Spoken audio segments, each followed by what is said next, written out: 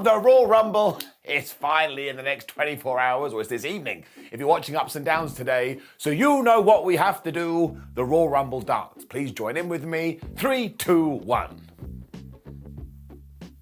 What are we doing? It also means that WWE has now had their official go-home show for the Double R. Shouldn't have said that, because SmackDown is in the books. Once again, it's just a fun roller coaster ride. So let's take the finger of power and give the good bits an up and the bad bits a down, and you know that doesn't make any sense.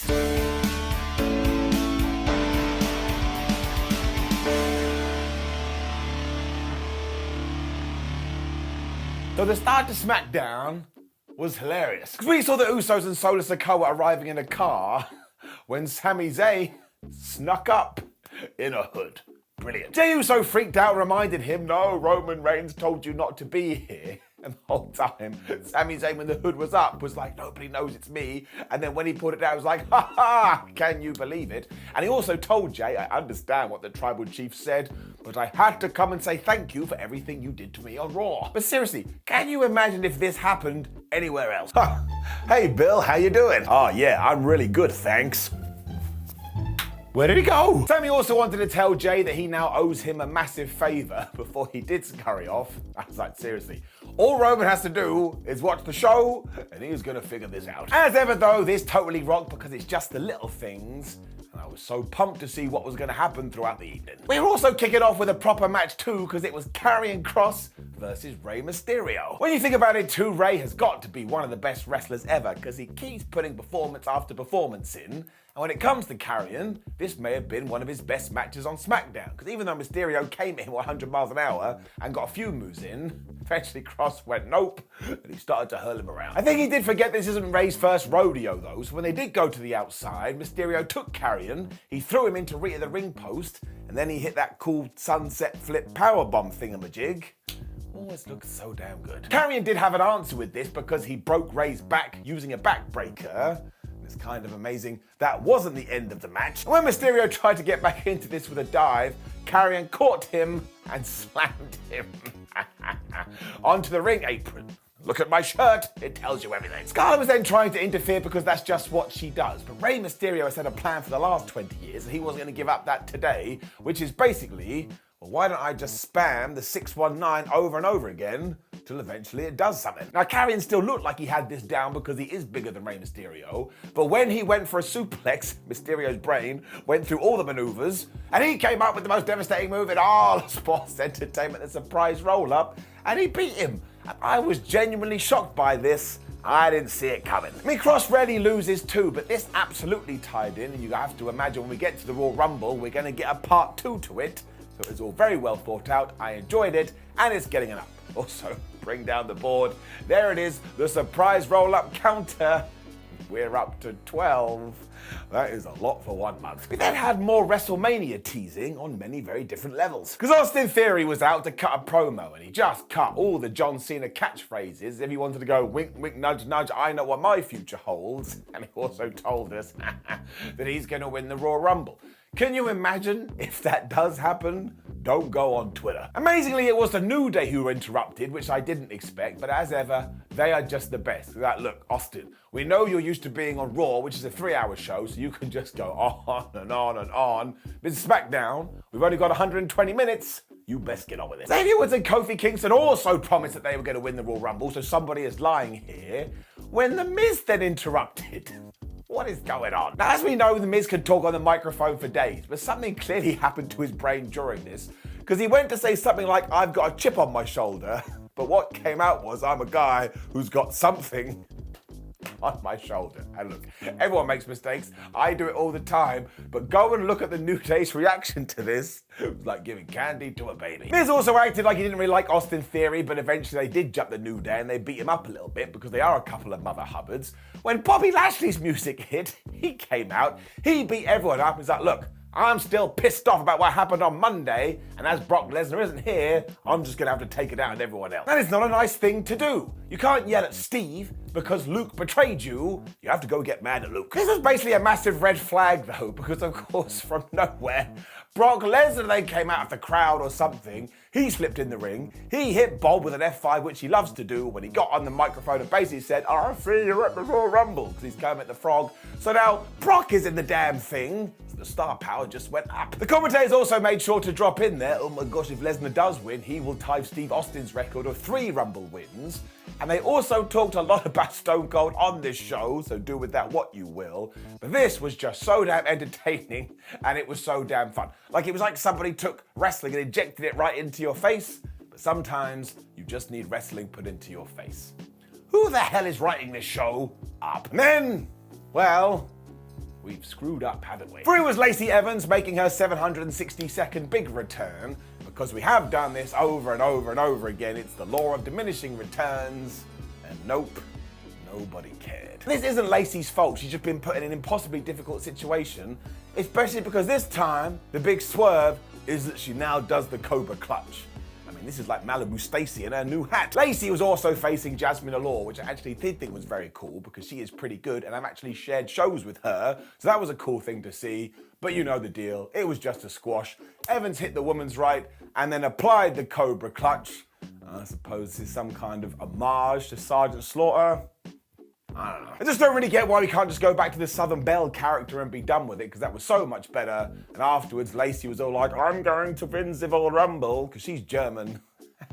And she then told everyone to salute her. So I guess she's a heel. So I really do feel like we've screwed up here, and once again, Lacey Evans wasn't able to do anything about it. Down. Drew McIntyre and Sheamus promo after this, and they're no longer the Bagger Bros, because apparently somebody in WWE Googled that. And I hope that story is true, because that's flubbing hilarious. They did their usual big brother thing where they just slapped each other going, well, I want you to win the Royal Rumble, and I want you to win the Royal Rumble. So again, we've got a couple of fibbers here, when they also said later on they're going to be in the SmackDown Tag Team title tournament, and they're going to win that too. This was also a lie. Before we did get to that though, we then did get this Cody Rhodes return video, and oh my gosh, these are so good. This may actually have been the same one on Raw, but I don't know, because somehow they hit me in my tum-tum every single time. There was also a news story going around yesterday that WWE opened their Royal Rumble shop down in Texas, and Cody's merchandise sold out in basically minutes, and they had to restock it. I'm very excited about all this. He should be pushed to the moon. In fact, I'm giving it an up. But then, yeah, it was meant to be Sheamus and Drew McIntyre taking on Hit Row, but it never happened. Because as they were entering, they got jumped by the Viking Raiders, much like what happened a couple of weeks ago that kicked off this whole thing.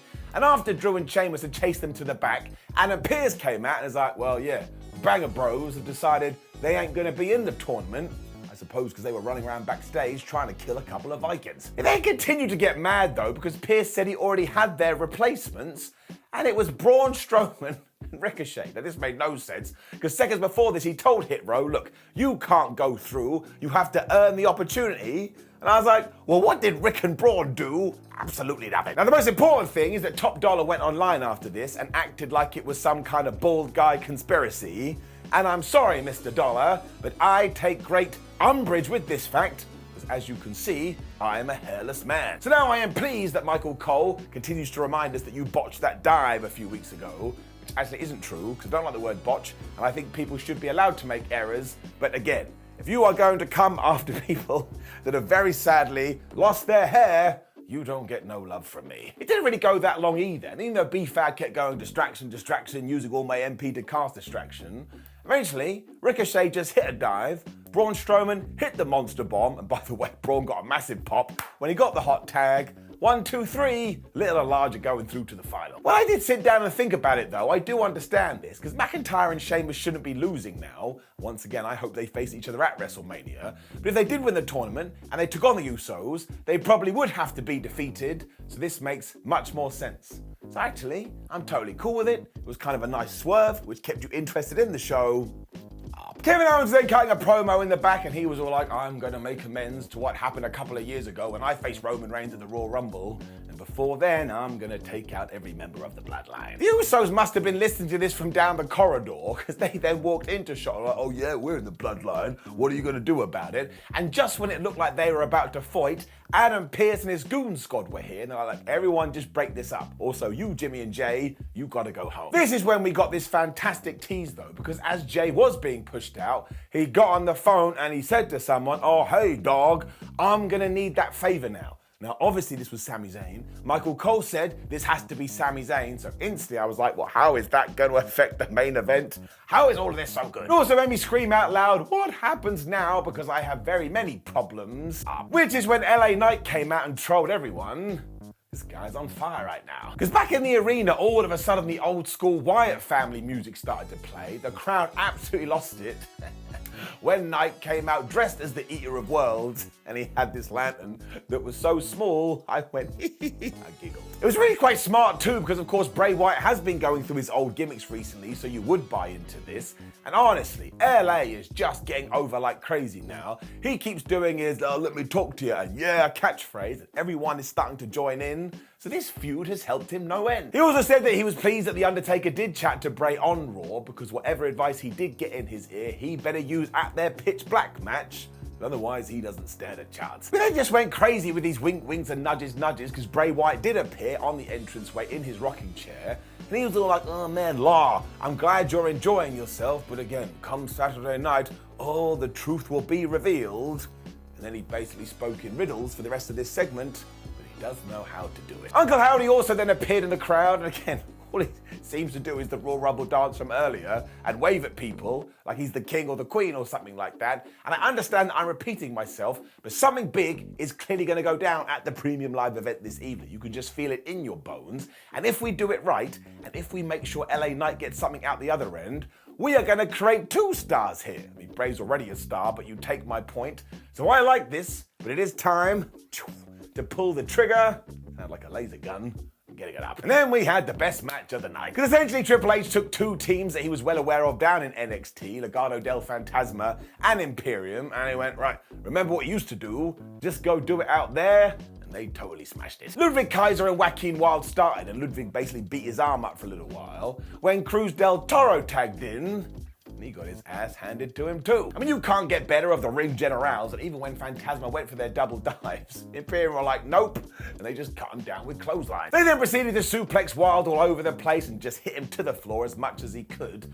But as that meant the temperature was rising, Legado del Fantasma knew what to do, and they utilized the hot tag. Del Toro went bonkers as well as he hit this missile dropkick, and I can only presume outside of the ring. Wilde took a Phoenix down, he recharged his meters, because then he was back and ready to go. They hit their simultaneous dives, and I shouted into the ether, 2023 wrestling. Toro also hit a top rope hurricanrana onto Giovanni Vinci when it felt like Imperium were reeling, especially when Wilde followed this up with a splash, and just when they were about to win, Kaiser broke it up. It then turned around massively because Vinci and Wilde were on the top rope, and Giovanni gave him a top rope press slam, which looked absolutely crazy, and he kind of fell so badly, I think he may have actually hurt his knee. Either that, or he was doing some good ass selling. It then led to the Imperium bomb, it led to the 1-2-3, Imperium are now going through to the finals, and they should actually win this tournament, and they should take on the Usos, because once again, that is going to be a damn good match. So this was just great, and the best way to get new teams over. Just let them go out there and show the fans, hi, this is what I can do.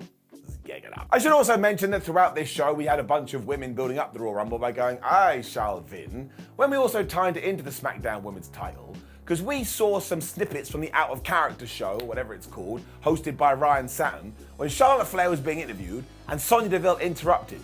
Now apparently, this is a big pet peeve for the Queen, because when they went back to SmackDown, she talked to Adam Pearce and said, look, I know she's beaten me up a lot, but now she's just annoying me. I want you to give her the championship match. We're doing it next week. So it's a really good thing that we had Deville lose on Raw to Bianca Belair, wasn't it? I'm being a child here, and I'm throwing my toys out the pram, or my hat on the floor. That's right, someone's gonna have to clean that up, and it's going to be me. Point is, I'm giving it a down. I just think Sonya Deville deserves a little more respect. Kevin Owens was then facing Solo Sikoa in the main event, and the finish of this was totally mad, but oh my gosh, the thread that we weave. And I like these two so much, I want them as my children. What's that? What did you say? And we made it very clear here that Roman Reigns isn't around because he's on the Tonight Show over in New York, and obviously the Usos have been kicked out. So there should be mano a mano, although you just knew who was going to show up. Owens and Solo started off by smacking each other as well, and even though Kevin was able to hit a senton, Sikoa kind of brushed that off when they fought to the outside, And you know what happened here. He threw KO into Barry Barricade. So I told you I was getting sick of this, and I told you I was almost at my limit, so now we are doing it. That's right, this is my Justice for Barry sign, and I am going to hold it up anytime I think poor Barry Barricade is in danger of not being treated with respect. Because as the sign says, he is not a weapon. He is there to protect you from the fans. This was then proper wrestling tennis afterwards, because Sikoa missed a splash in the corner, so Kevin Owens hit a DDT. But when he went to the top rope, Solo stopped it. He went for the superplex, so that failed, so instead Kevin hit a frog splash when they were both busting out super kicks. And I did some research on this, and you're not going to believe it, but these are kicks that are super. Sikoa finally got the upper hand when he was able to hit the Samoan drop, so Owens was like, no, I'm going to get you with a cannonball.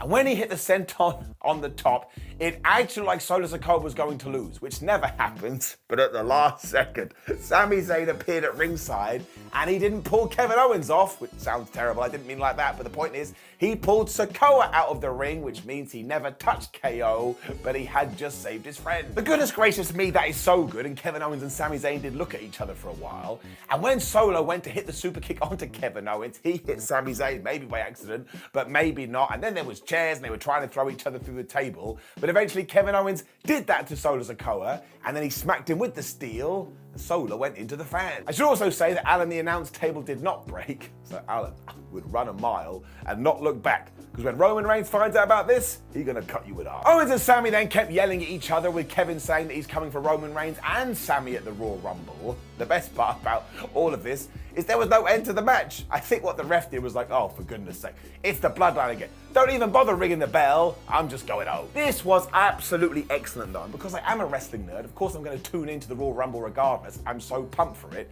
But if I needed that extra seed of impetus, this would be the seed. Oh, and I'd eat it, and later I would put it out.